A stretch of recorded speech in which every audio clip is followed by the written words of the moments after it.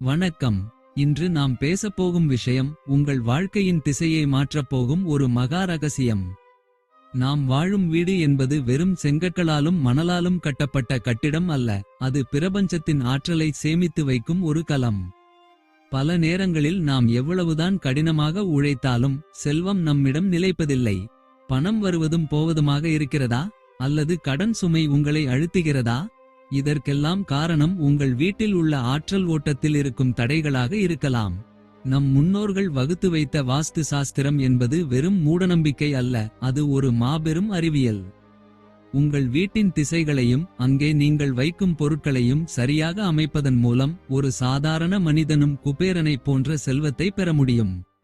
இன்று நாம் உங்கள் வீட்டின் நுழைவாயில் முதல் சமையலறை வரை உள்ள மிக ஆழமான ரகசியங்களை பார்க்கப் போகிறோம். முதலில் நாம் பார்க்க வேண்டியது உங்கள் வீட்டின் நிலைவாசல். ஒரு மனிதனுக்கு முகம் எப்படியோ அப்படி ஒரு வீட்டிற்கு அதன் நிலைவாசல். திருமகள் உங்கள் வீட்டிற்குள் நுழைய வேண்டும் என்றால் முதலில் அவர் விரும்புவது தூய்மையும் அழகும்தான். பல வீடுகளில் நிலைவாசலுக்கு பின்னால் துடைப்பம், தேவையற்ற பழைய பொருட்கள் அல்லது குப்பைகளை வைத்திருப்பார்கள். இது மிகப்பெரிய தவறு. நிலைவாசல் என்பது தேவதைகள் வந்து செல்லும் பாதை. அங்கே இருள் சூழ்ந்திருக்க கூடாது. எப்போதும் ஒரு மெல்லிய வெளிச்சம் அங்கே இருக்க வேண்டும். காலையில் எழுந்தவுடன் உங்கள் வீட்டின் வாசலை சுத்தம் செய்து கோலமிட்டு நிலைப்படிகளுக்கு மஞ்சள் மற்றும் குங்குமம் இடுவது என்பது வெறும் சடங்கு அல்ல, அது அந்த இடத்திற்கு உயிர் கொடுக்கும் ஒரு செயல். மஞ்சளும் குங்குமமும் கிருமிநாசினிகள் மட்டுமல்ல, அவை மங்களத்தின் அடையாளங்கள்.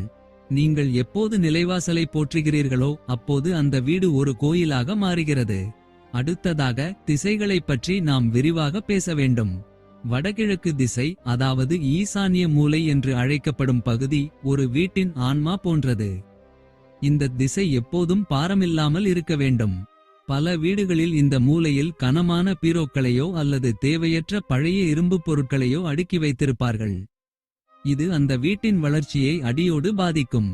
வடகிழக்கு மூலையில் தண்ணீர் சம்பந்தப்பட்ட பொருட்கள் இருப்பது மிகச் சிறப்பு. ஒரு சிறிய பாத்திரத்தில் தண்ணீர் ஊற்றி அதில் சில மலர்களை போட்டு வைப்பதன் மூலம் அந்த வீட்டில் அமைதி நிலவும்.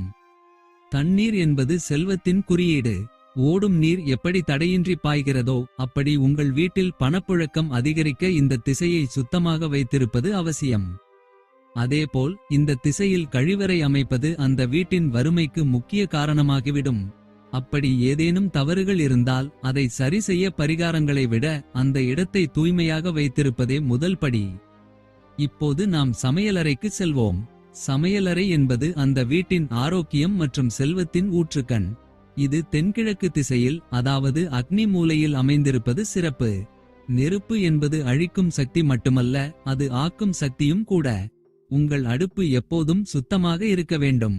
இரவு உணவை முடித்த பிறகு அடுப்பை அப்படியே அழுக்காக விட்டு செல்வது உங்கள் செல்வத்தை தடுக்கும் ஒரு செயலாகும்.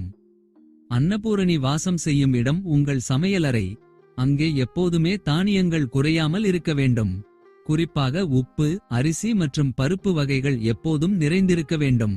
முன்கூட்டியே இவை தீரும் முன் வாங்கி வைப்பது உங்கள் வீட்டில் பற்றாக்குறையை ஏற்படுத்தாது. உப்பு என்பது கடலிலிருந்து தோன்றியது, அது திருமகளின் அம்சம். கல் உப்பை ஒரு கண்ணாடி ஜாடியில் போட்டு வைப்பது உங்கள் வீட்டில் உள்ள எதிர்மறை ஆற்றல்களை உறிஞ்சிக் கொள்ளும். வீட்டின் நடுப்பகுதி, இதை பிரம்மாஸ்தானம் என்று அழைப்பார்கள். ஒரு வீட்டின் நடுப்பகுதி எப்போதும் காலியாக இருக்க வேண்டும். இங்கே கனமான தூண்களோ அல்லது சுவர்களோ இருப்பது அந்த வீட்டின் உரிமையாளருக்கு பல மன அழுத்தங்களை தரும். பிரபஞ்சத்தின் ஆற்றல் இந்த நடுப்பகுதி வழியாகத்தான் வீடு முழுவதும் பரவுகிறது. உங்கள் வீட்டின் நடுவில் நின்று பார்த்தால் உங்களுக்கு ஒரு நிம்மதியான உணர்வு கிடைக்க வேண்டும். அங்கே குப்பைகளையோ அல்லது இருட்டையோ வைக்காதீர்கள். ஜன்னல்கள் மற்றும் கதவுகள் ஒரு குறிப்பிட்ட எண்ணிக்கையில் இருப்பது நலம் தரும். ஜன்னல்கள் எப்போதுமே வெளிச்சத்தையும் காற்றையும் உள்ளே கொண்டு வருவதற்காக மட்டுமல்ல, அவை பிரபஞ்சத்தின் புதிய வாய்ப்புகளை உங்கள் வீட்டிற்குள் கொண்டு வருகின்றன. மாலையில் சூரியன் மறையும் நேரத்தில் வீட்டின் எல்லா ஜன்னல்களையும் கதவுகளையும் மூடி வைக்கக்கூடாது. அந்த நேரத்தில்தான் மகாலட்சுமி வீட்டிற்குள் வருகிறாள் என்பது ஐதீகம். ஒரு 10 நிமிடமாவது விளக்கேற்றி வைத்து ஜன்னல்களை திறந்து வைப்பது உங்கள் வீட்டிற்கு புதிய அதிர்வுகளை கொண்டு வரும். கண்ணாடி என்பது பிரதிபலிக்கும் ஒரு கருவி. உங்கள் வீட்டில் செல்வத்தை இரட்டிப்பாக்க வேண்டும் என்றால் உங்கள் பணப்பெட்டிக்கு நேராக ஒரு சிறிய கண்ணாடியை வையுங்கள். அது உங்கள் பணத்தை மீண்டும் மீண்டும் பிரதிபலித்துக் கொண்டே இருக்கும். ஆனால் படுக்கையறையில் உங்கள் கட்டிலுக்கு நேராக கண்ணாடி இருக்கக்கூடாது. இது உடல்நலக் குறைபாடுகளை ஏற்படுத்தும். அதேபோல் உடைந்த கண்ணாடிகளை ஒருபோதும் வீட்டில் வைத்திருக்காதீர்கள். இது உங்கள் உறவுகளில் விரிசலை ஏற்படுத்தும். படுக்கையறை என்பது வெறும் தூங்குவதற்கான இடம் மட்டுமல்ல, உங்கள் உடலும் மனமும் அடுத்த நாளுக்கான ஆற்றலை சேமிக்கும் இடமாகும். வாஸ்துபடி ஒரு வீட்டின் தென்மேற்கு திசை, அதாவது நிருதி மூலை என்று அழைக்கப்படும் பகுதிதான் தலைவரின் படுக்கையறையாக இருக்க வேண்டும். இந்த திசை நில தத்துவத்தை குறிக்கிறது. நிலம் எப்படி உறுதியாக இருக்கிறதோ அப்படி உங்கள் வாழ்வின் ஆதாரமும் பொருளாதாரமும் உறுதியாக இருக்க வேண்டும் என்றால் இந்த திசை கனமாக இருக்க வேண்டும். உங்கள் வீட்டு பணப்பெட்டியை இந்த தென்மேற்கு மூலையில் வைத்து அது வடக்கு நோக்கி திறக்குமாறு அமைப்பது குபேரனின் அருளை அப்படியே உங்கள் வீட்டிற்குள் நிலைநிறுத்தும். வடக்கு என்பது குபேரனுக்கு உரிய திசை என்பதால் செல்வத்தை ஈர்க்கும் காந்தமாக அது செயல்படும். உங்கள் வீட்டின் வடகிழக்கு அல்லது கிழக்கு திசைதான் இறை வழிபாட்டிற்கு உகந்தது. அங்கே அதிகப்படியான படங்களை அடுக்கி வைப்பதை தவிர்க்க வேண்டும். முக்கியமாக உடைந்த சிலைகளையோ அல்லது கிழிந்த படங்களையோ ஒருபோதும் வைத்திருக்கக்கூடாது. அவை எதிர்மறை அதிர்வுகளை தரும்.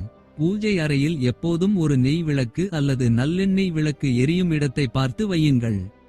அந்த ஒளியானது உங்கள் வீட்டின் இருண்ட பக்கங்களை நீக்கி தெளிவான சிந்தனையை தரும்.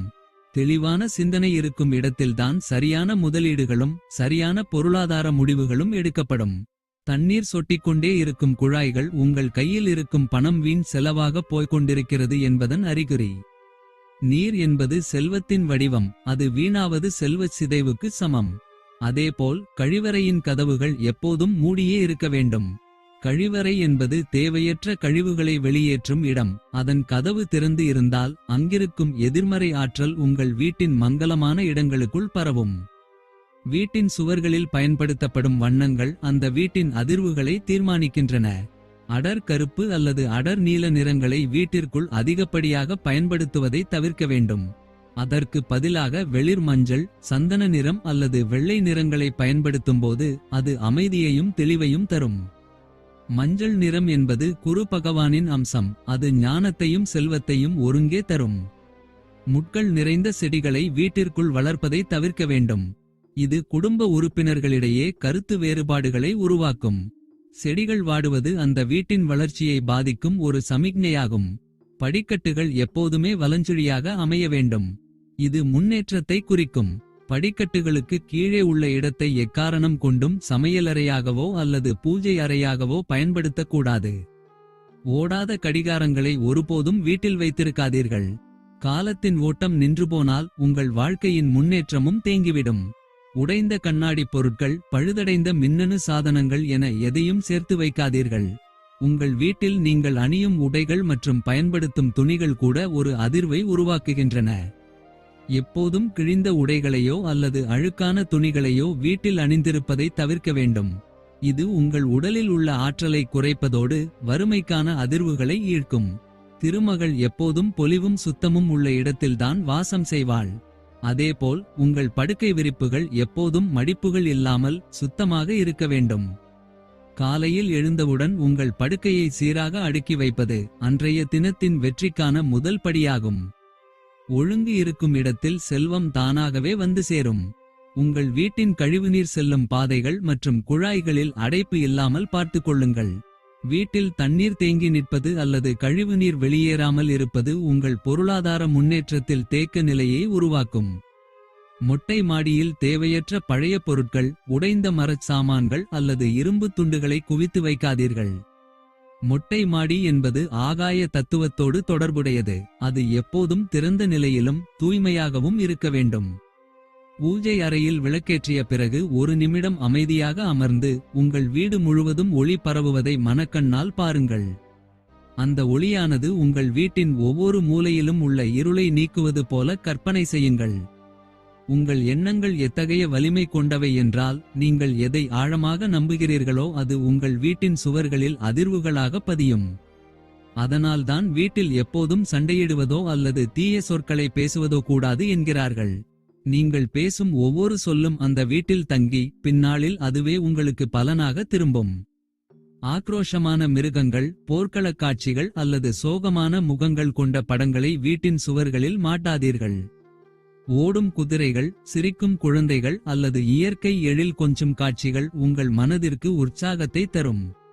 குறிப்பாக வடக்கு சுவரில் குபேரனின் படத்தையோ அல்லது பசுமாடு தன் கன்றுக்கு பால் கொடுக்கும் படத்தையோ வைப்பது உங்கள் செல்வ வளர்ச்சியை தூண்டும். முன்னோர்களின் படங்களை தெற்குச் சுவரில் வைத்து வணங்குவது அவர்களின் ஆசியை பெற்று தரும். பணத்தை ஒருபோதும் எச்சில் தொட்டு எண்ணாதீர்கள். இது மகாலட்சுமியை அவமதிக்கும் செயலாகும். அதேபோல் பணத்தை வீசி எறிவதோ அல்லது கசக்கி வைப்பதோ கூடாது.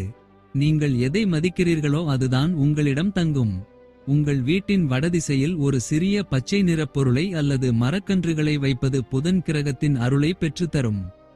புதன் என்பது வியாபாரம் மற்றும் புத்திசாலித்தனத்திற்கு உரிய கிரகம். இதன் மூலம் புதிய தொழில் வாய்ப்புகள் உங்களை தேடி வரும். இரவு உறங்குவதற்கு முன் ஒரு சிறிய செப்பு பாத்திரத்தில் தண்ணீர் நிரப்பி அதை உங்கள் படுக்கைக்கு அருகில் வைத்து விட்டு மறுநாள் காலையில் அந்த தண்ணீரை ஏதேனும் ஒரு செடிக்கு ஊற்றிவிடுங்கள். உங்கள் வீட்டின் ஜன்னல் திரைகள் மெல்லிய நிறத்தில் இருப்பது நல்லது. இது வெளிச்சத்தை உள்ளே வர அனுமதிப்பதோடு உங்கள் மனதை லேசாக வைத்திருக்கும். செல்வம் என்பது ஒரு தெய்வீக சக்தி. அந்த சக்தியை உங்கள் வீடு முழுமையாக உள்வாங்க வேண்டும் என்றால் உங்கள் வீட்டில் எப்போதும் ஒரு மெல்லிய இசை அல்லது மந்திரங்களின் ஒலி கேட்டுக்கொண்டே இருக்கட்டும். இத்தகைய எளிய ஆனால் மிக வலிமையான மாற்றங்களை நீங்கள் செய்யத் தொடங்கும்போது உங்கள் வாழ்க்கையில் எதிர்பாராத நன்மைகள் நடப்பதை நீங்களே உணர முடியும்.